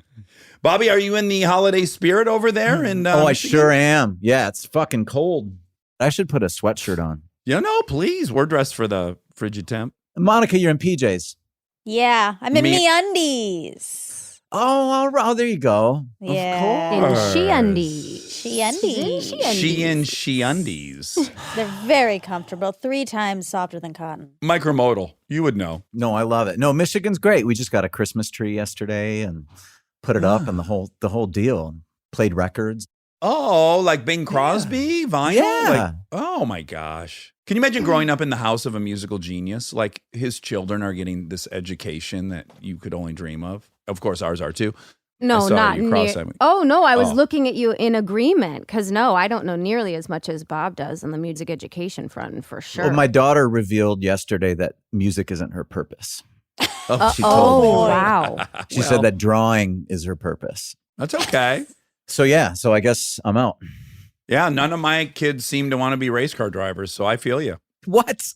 Bob, what is your personal attachment to Christmas. Is it one of your favorite holidays? What was your tradition in your family? Was it wholesome and Bing Crosby-esque? It was. My dad grew up with kind of a shoddy situation, and I think he really wanted to make it like a Norman Rockwell sort of thing. And so it was very idyllic. It was art directed.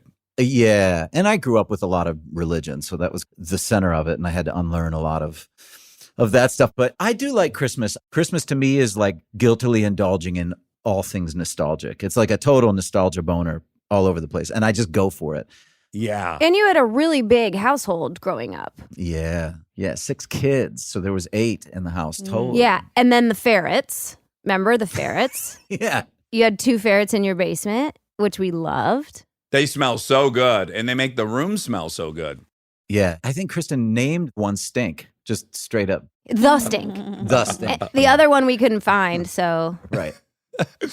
So, Bobby, what kind of songs are you going to sing to us? Well, KB and I did like some Marco Polo rehearsing yesterday, and we put some together. Let's do our song now. Well, and I'll just remind everyone, and in case anyone's forgot, when we interviewed Bob, we went through this, but the shared history of Kristen and Bob, of course, is that they were best friends in high school, and they used to perform together. They would do weddings. They would not rule out a funeral.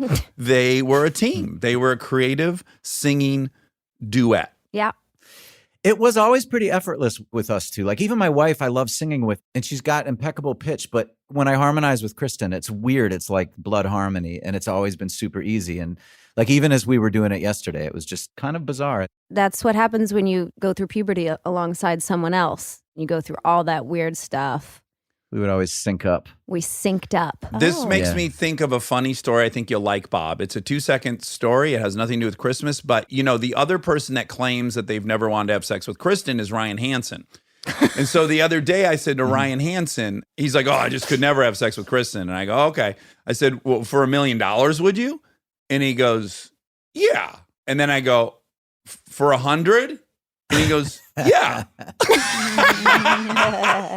Like it doesn't pique his interest, but it doesn't repulse him or anything, the idea. Well, I think it's just very telling on the that if table, it only took $100 to want to have sex with her, I just think it was a little bit telling. Right, because that's a balance, because I'm picturing somebody in the room kind of scared of your wrath and talking about how desperately they don't want to sleep with Kristen, but then Kristen kind of like tearing up in the corner at how many people don't want to sleep with her. Oh, wow. Thanks, Bobby. See, this is why he's my best friend, because he's thoughtful. I guess I'm the bad guy in this story, but sure. Yeah. But you believe that all males and females would want to have sex with each other. I think all males. I don't think all females want to have sex okay. with everyone. Bob, how much to have sex with Kristen? The holidays are here. Jesus, You're going to be buying a lot of presents. Christmas. God, What's I don't the know. price? I mean, what's your bottom? in a hypothetical world, I'm not married. Yeah. Or is like, you know what?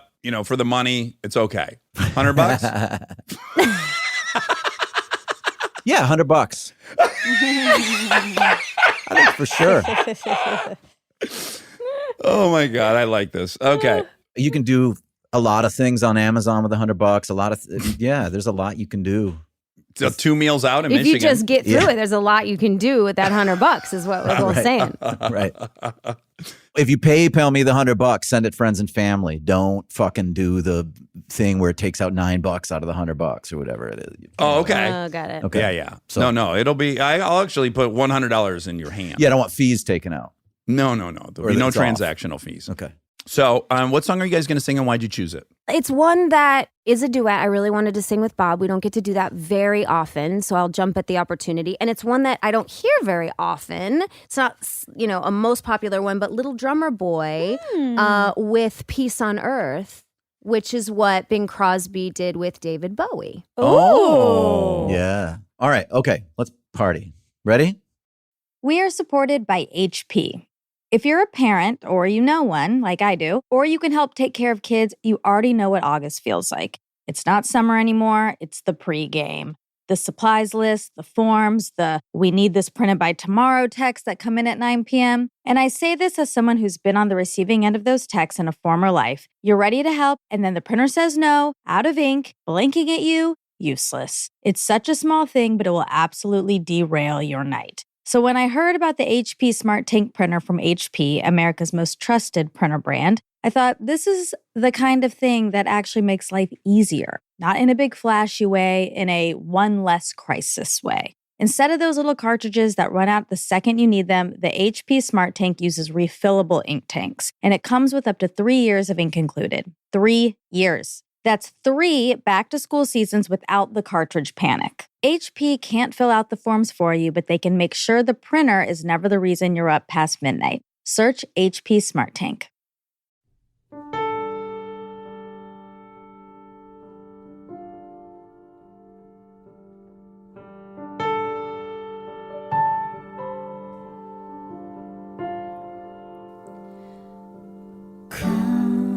They told me, pa-rum-pa-pum-pum, a newborn king to see, pa-rum-pa-pum-pum. Our finest gifts we bring, pa-rum-pa-pum-pum, rum-pa-pum-pum, rum-pa-pum-pum. Peace on earth.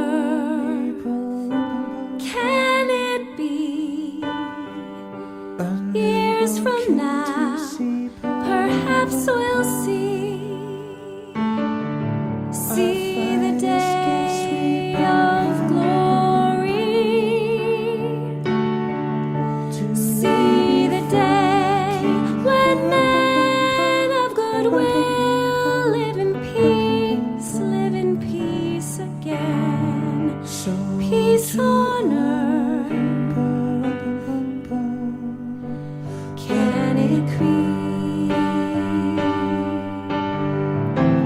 Every child must be made aware. Every child must be made to care enough for his fellow man, to give all the love that he can. I pray my wish will come true for my child and your child too. They'll see the day of glory, see the day when men of goodwill live in peace again, peace on earth. Can it be?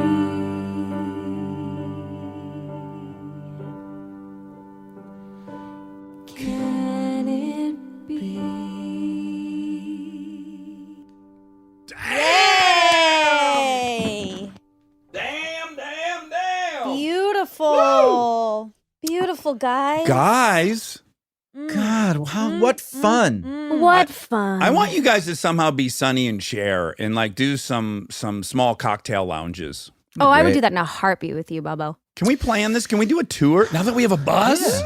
Oh, yeah. Oh, we could just like open for Armchair and do like a lounge gig? Yeah, armchair expert tour, but like a bar gig in every town that we visit. Armchair expert. Bar chair expert. Yeah. Oh my God. Bar stool expert. Yeah.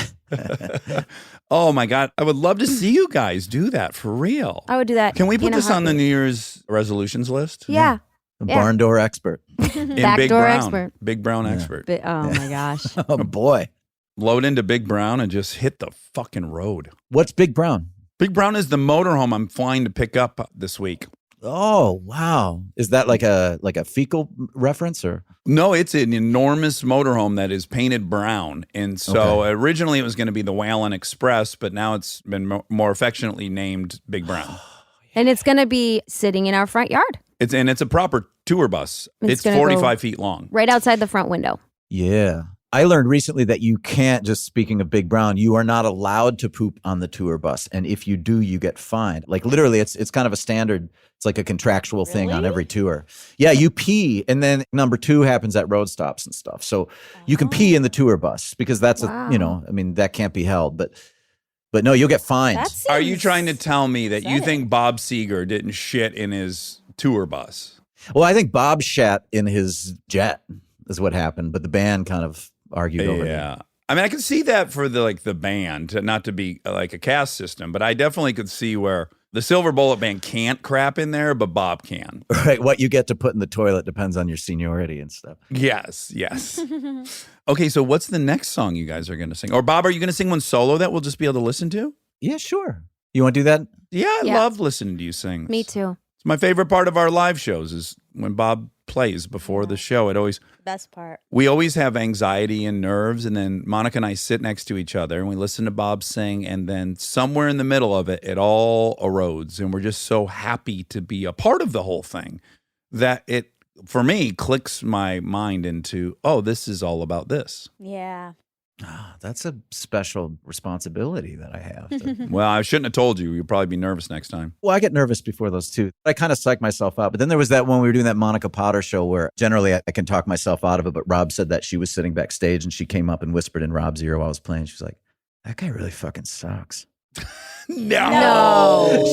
She was joking. Oh. What did she? I'm like, that sounds very un-Monica Potter. I know. Right. But Rob was so excited to tell me. Sure.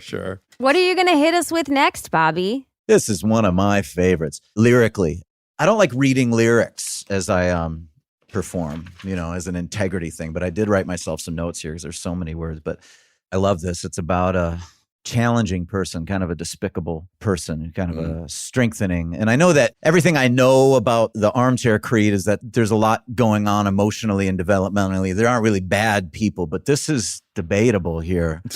Oh. I love Let me ask you a this. question. Would you touch him with a 39.5-foot pole? Don't ruin this for me. We'll see. Okay. We'll see. All right.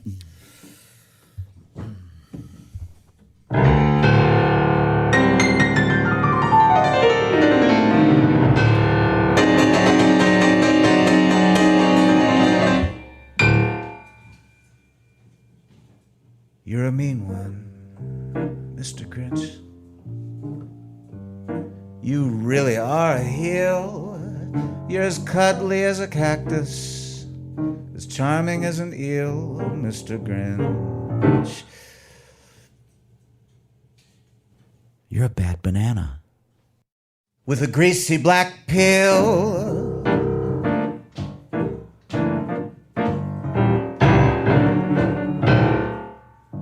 You're a monster, Mr. Grinch. Your heart's an empty hole. Your brain is full of spiders. You've got garlic in your soul, Mr. Grinch. I wouldn't touch you with a 39.5-foot pole.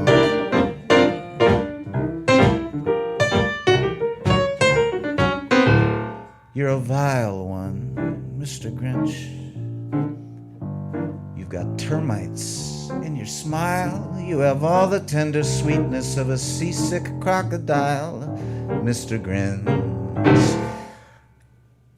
Given the choice between the two of you, I'd take the seasick crocodile.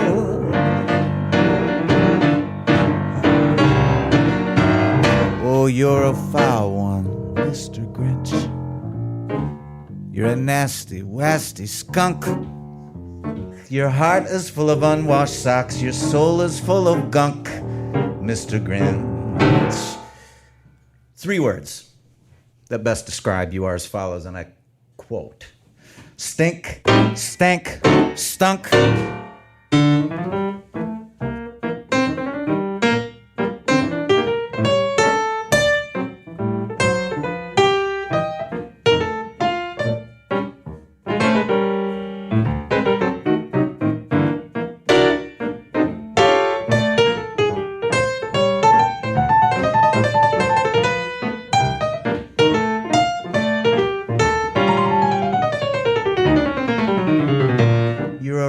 Mr. Grinch, you're the king of sinful sots. Your heart's a dead tomato splotched with moldy purple spots, Mr. Grinch. Your soul is an appalling dump heap, overflowing with the most disgraceful assortment of deplorable rubbish imaginable. Mangled up, entangled up knives. Oh, you nauseate me, Mr. Grinch. With a nauseous super nos. You're a crooked, dirty jockey, and you drive a crooked horse, Mr. Grinch. You're a 3-decker sauerkraut and toadstool sandwich with arsenic sauce.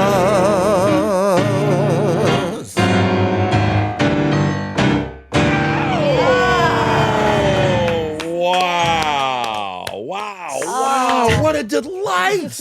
Thank you, folks. I was cracking up because I was looking at your faces. Well, I could see you were doing a physical action to get yourself there emotionally. It was a good actor trick. 3 words Yeah. that best describe you. It's really hateful the way, the narrator is really trying to hurt the Grinch. He's really trying to break through. Yeah, tough love. Yeah, right. Real tough love. Bob, what a fun song. So I would have fun. never expected someone to sing that. That's fantastic. Okay, so I just wanted to do one thing. I would like to give you one of your Christmas presents early, One of mine. Dad. I'm going to wrap it here, right Okay, here. wrap it in a I'm shirt. going to hand it to you. Okay. And Reading this there's a little story Christmas. behind it as well. Oh, boy. Okay. Check it out. I'm going to delicately take off the wrapping paper so it can be salvaged. Okay, thank you. Which is an armchair expert sweatshirt. Okay.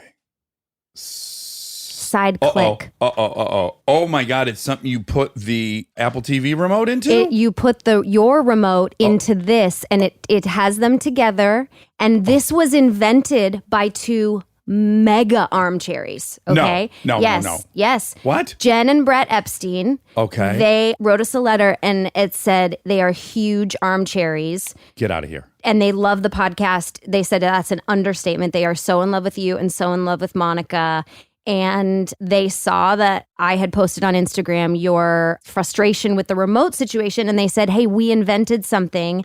And they sent us one. And they obviously they sent one for Monica too. But I chose to take it out and give it to you as a Christmas present, even though it's really So from this is Monica's. Jen and Brett Epstein. No, this is yours. Okay, and Monica's Monica has got one, one. too. There's everybody's got a separate one. Let me tell you what this thing does.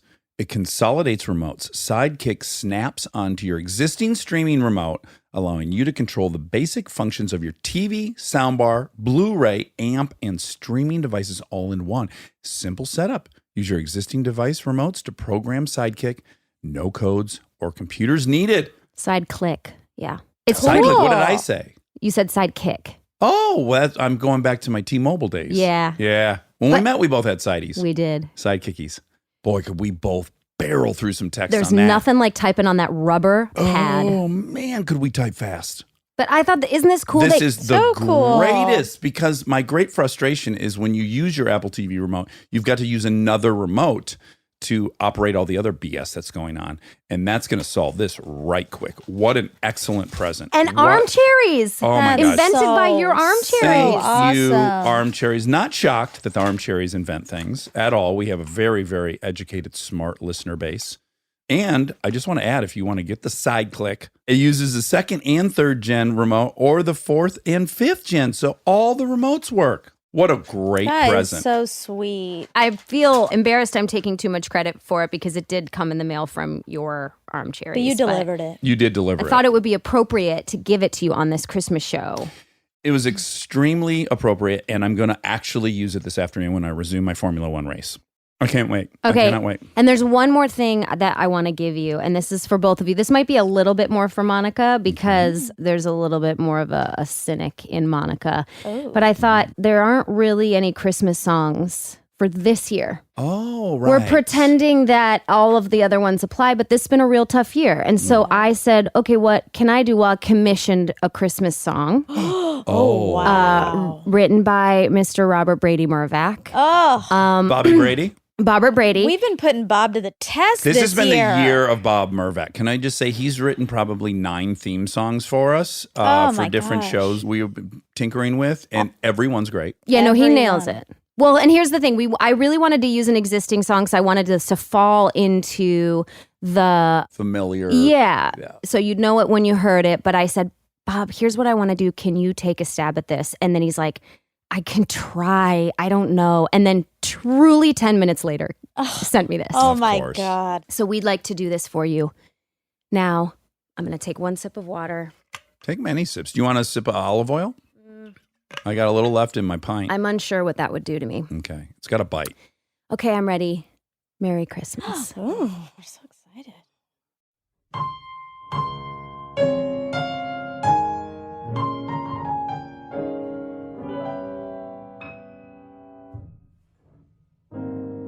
Have yourself a merry little Christmas. Next year's on its way. Homeboy's got a vaccination on his sleigh.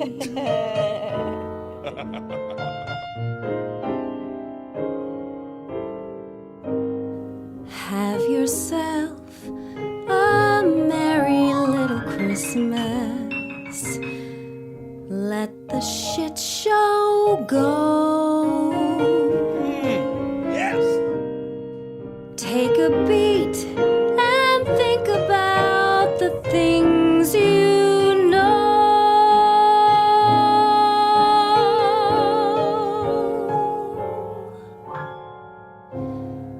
Close your eyes and let out a sigh. 2020's almost gone. You couldn't write the shit we've seen, but what doesn't kill us makes us strong.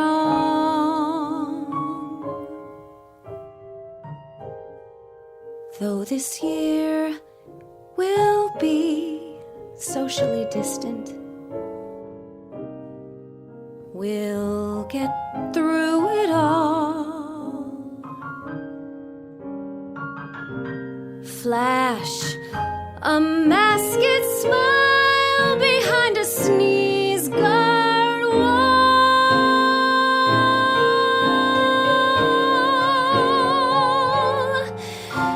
and have yourself a merry little Christmas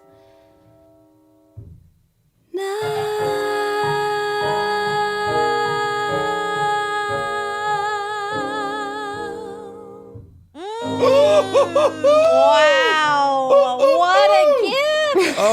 Oh, you guys put some What stink on it. a gift. Well, it Oh, took man. Bob all of 10 minutes. You put some lipstick on that pig, girl. Guys, how special. What a great idea, you two. I have to say, she did ask me to write that. I'm worried it sounds a little bit too much like Have Yourself a Merry Little Christmas. Do you think? I don't think so. You're right. No. Okay. Legally, All you're in great territory. Yeah, for no. sure. Okay, I'm good.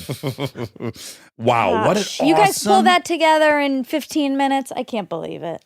I mean, I can believe it because I know you two, but wow. I had a quick question about you two. So, honey, you and I have a great rhythm of reading when one person's going to talk and the other person's going to talk, which is hard. And most of the things we do together is like improv interviews or whatever. I have a hunch you and Bob are so connected that when you hear him playing, you must be able to predict like what the length of the pause will be, where he's going to go. Do you guys have that? Yeah, I All would of it say seems so. pretty natural. Yeah. Let's don't talk while I'm no. That was a perfect example of our symbiotic.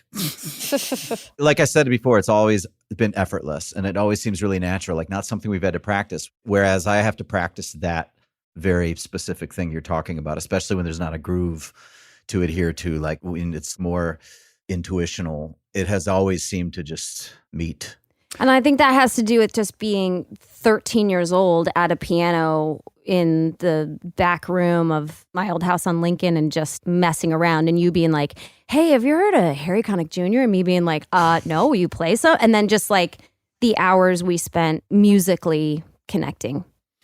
for me, one of the most euphoric feelings in the world, and Monty and I have it. We do a fact check, and we can just sit there and we can talk with some kind of weird symbiotic symmetry, and it's so wonderful. And I have it with you when I act, and you guys have that, and what a fucking gift to experience on planet Earth. Yeah. Yeah. We're lucky. Yeah. we're lucky. Yeah.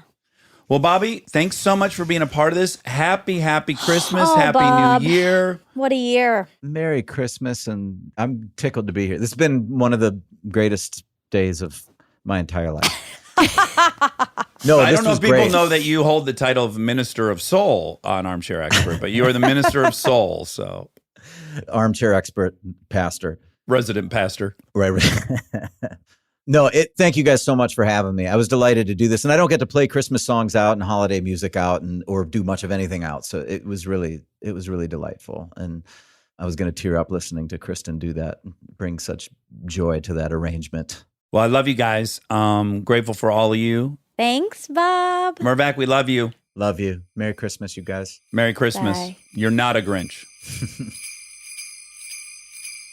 I fucking love Bob Mervak. Me too. I know he's your soulmate. I know he's your musical soulmate. Yeah. He belongs to you first and foremost. But I'm happy to share him. There's so much of Bob to go around, and he's just such an effervescent human being. He always has been. That's why I gravitated towards him immediately in high school. I was like, oh, yeah, you're my guy. Well, and he and I have a special thing. I'm not a musician, but the way we talk to come up with these theme songs, the like nuggets I'll give him that he then does exactly how I imagined, there is some kind of spiritual connection as well with Bob. I love the Armchair and Dangerous new themes. Armchair Me and too. Dangerous. I have it But in my head nothing a will lot. ever compare with Monica. Monica don't like. Monica don't like boys. That was this year Monica too. Oh my loves boys. Just don't like. Just don't like boys. He loves boys. Yeah, and I tell him, like, I want you to take the song, I don't like reggae. Oh, no. I love it. That was one clue, number one. And then the next one was Joe Jackson.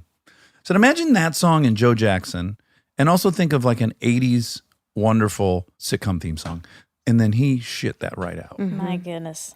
He's always been like that, though. He's always been able to come up with stuff on the fly and improv on those keys, really tickle those ivories. Oh, you can tickle him. And we have a lot of new stuff coming up next year. So Bob is writing a lot of stuff for us. Yep. Also, one of them has to do with mommy. Oh, yeah. Well, yeah, I'm yeah. very excited. Miniature Mouse invited me into the fold to maybe be on one of these microphones. We'll see, but We'll see. Yeah. We'll see, but it also is Is happening. So get excited. And Wendy Mogul's happening. Yeah.